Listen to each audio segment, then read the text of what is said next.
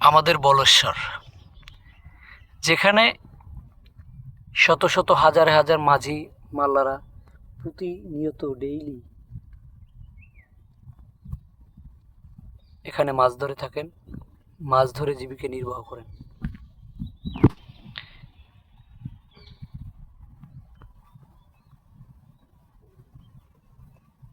এই যে ছোট্ট নৌকাটা দেখছেন, সেই নৌকাটায় মাঝি বসে বসে একা বসে বসে বড়শি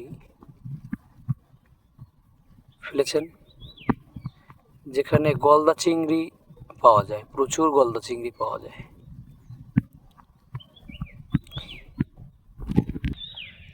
এই যে দূরে দেখা যায় যে ওই যে বনটা, ওটা আমাদের বলেশ্বরের অবস্থিত বিহঙ্গ দ্বীপ। এই যে বিহঙ্গ দ্বীপ,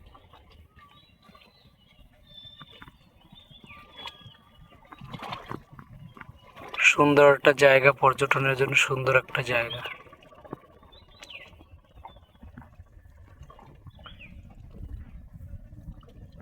এখন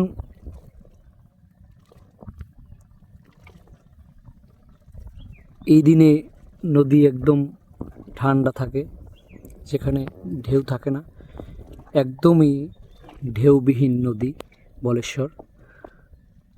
আষাঢ় শ্রাবণ মাসে একদম ভরা যৌবন থাকে এই নদীর, যেখানে এই তীরে গর্জন করে ছুটে আসে একের পর এক ঢেউ। ওই যে দূরে দেখা যায় ওই যে সুন্দরবন, আমাদের ম্যানগ্রোভ সুন্দরবন, আমাদের ঐতিহ্য বহন করে এই সুন্দরবন।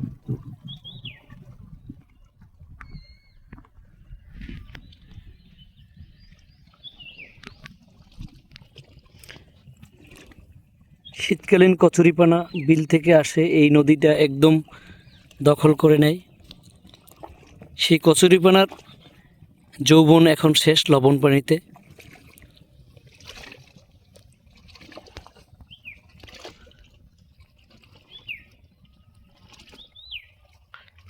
এটা আমাদের বিহঙ্গ দ্বীপের অপর পার। রুহিতা নামের স্থান, পাথরঘাটা উপজেলার রুহিতা নামের স্থান এটা, যেটা হাজারো রকমের গাছ এই বনে, এই ফরেস্টে আছে হাজার হাজার হাজার প্রজাতির পশু পাখি, যেখানে সারাদিন কিচিরমিচির করে। এই যে নিচে দেখা যায় এই গাছের শ্বাসমূল।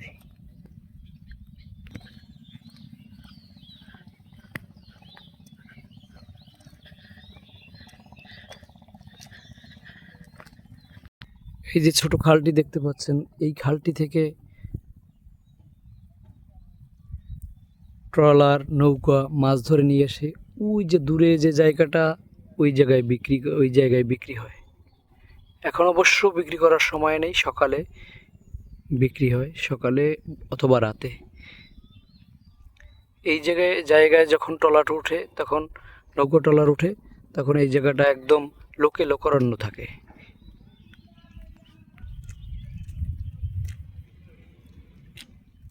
আমাদের বন, আমাদের নদী, আমাদের সুন্দরবন অপার সম্ভাবনাময় পাথরঘাটা উপজেলার বিভিন্ন স্থানে পর্যটন কেন্দ্র। আমাদের রয়েছে বিস্তীর্ণ সমুদ্র সৈকত।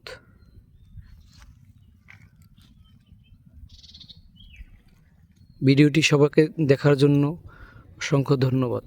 ভিডিওটি ভালো লাগলে লাইক অথবা চ্যানেলটি আমার সাবস্ক্রাইব করবেন।